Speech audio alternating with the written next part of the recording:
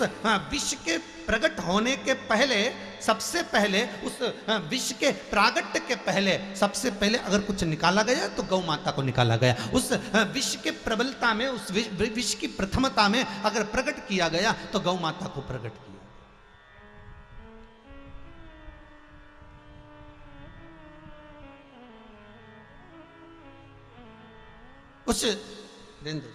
उस गाय को प्रकट किया गया।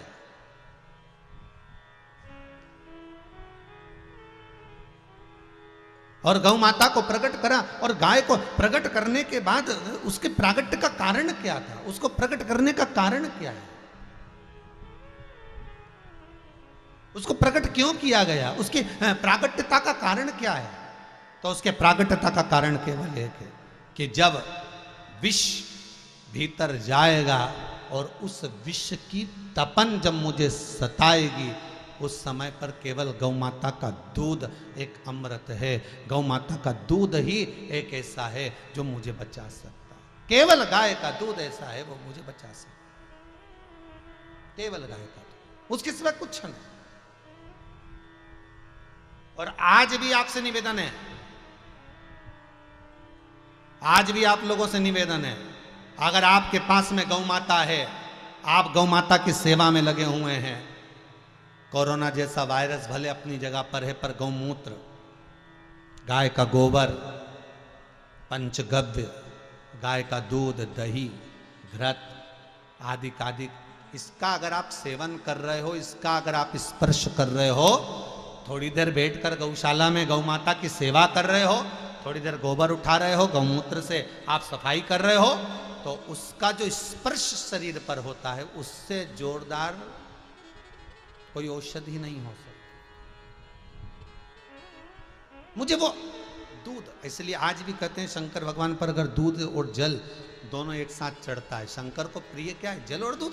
आप एक लोटा पानी चढ़ा दो, दूध चढ़ा दो, पर वो अपना होना चाहिए। तुम लोग जैसा दिखावे वाला नहीं कि मंदिर में गए तो मंदिर का ही लोटा भर के पानी उठा लिया, मंदिर का ही लोटा उठा लिया, मंदिर का ही पानी उठा लिया और उठा के शंकर जी पे चढ़ा दिया, और इतने बड़े प्रेम से चढ़ाया कि हमारा पानी हमने चढ़ा दिया, शंकर जी प्रसन्न हो गए। काहे का प्रसन्न हो गए?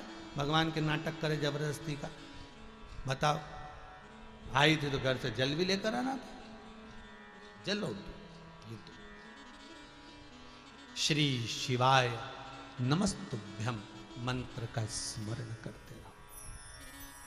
सब लोग एक बार प्रेम से बोलेंगे, जितने आस्था चैनल पर सम्मुख बैठे, जितने मोबाइल पर सुन रहे हो, प्रेम से बोलिए श्री,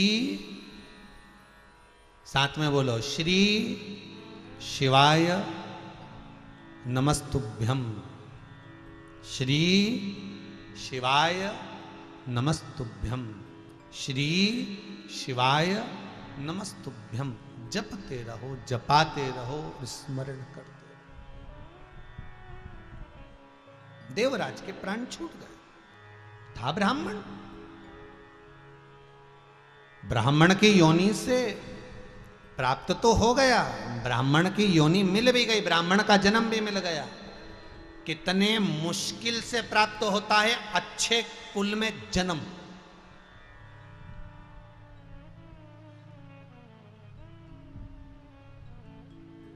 कितने मुश्किल से प्राप्त हो।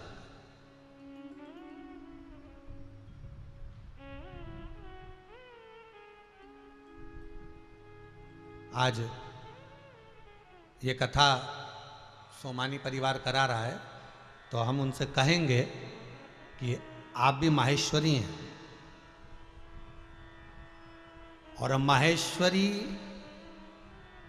कुल का जो प्रागट्य है वो भगवान महेश से।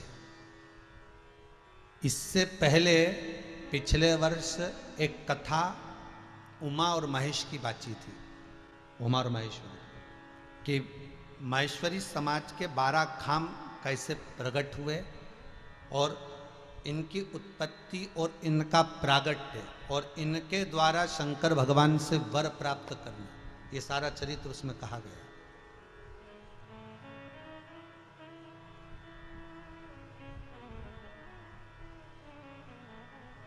तो बड़े प्रसन्नता होना चाहिए, बड़ा आनंद होना चाहिए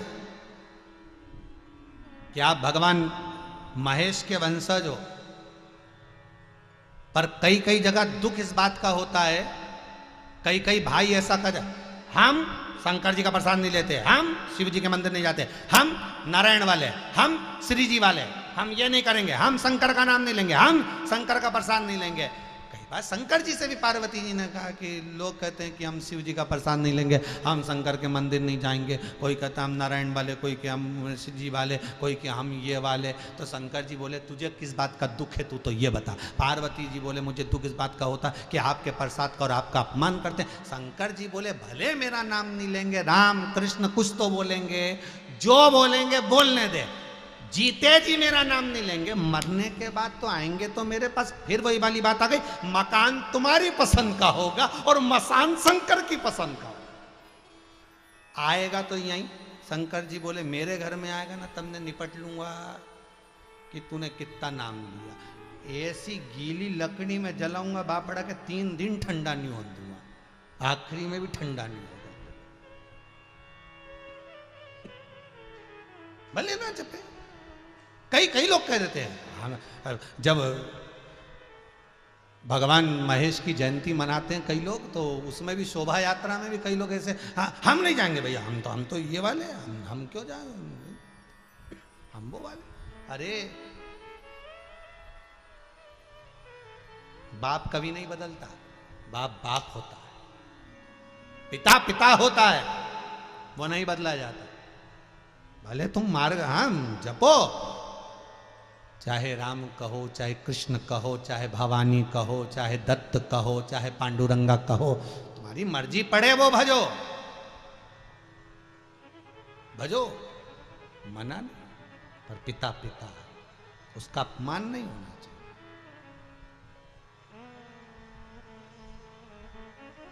उसका अपमान नहीं।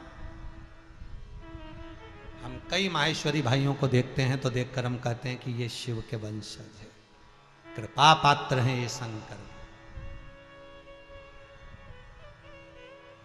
उनको भूलना नहीं है।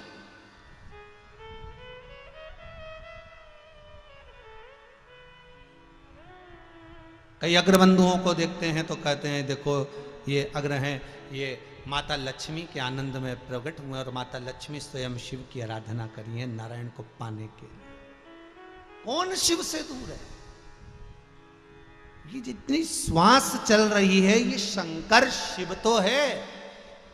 शिव गया, शरीर नहीं, शव रह गया, केवल शव।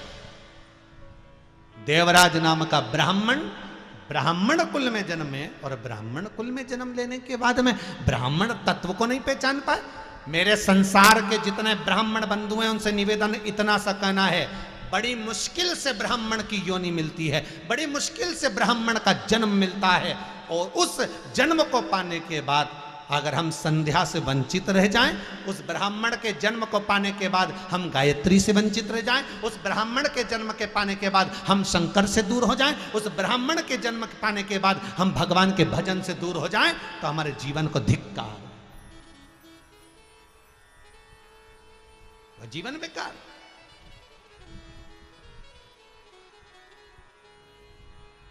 जैसे बिना यज्ञोपवीत धारण करा हुआ ब्राह्मण कन्यादान कर दे तो वो कन्यादान नहीं लगता। बिना यज्ञोपवीत पहना हुआ ब्राह्मण अग्निदान कर दे, अग्निदान नहीं लगता। बिना यज्ञोपवीत पहना ब्राह्मण गौदान कर दे, गौदान नहीं लगता, क्योंकि कंधे पर ये यज्ञोपवीत का जो सुख है। इसलिए आज भी विवाह में, शादी में, चाहे किसी भी समाज का हो, किसी भी वर्ण का हो,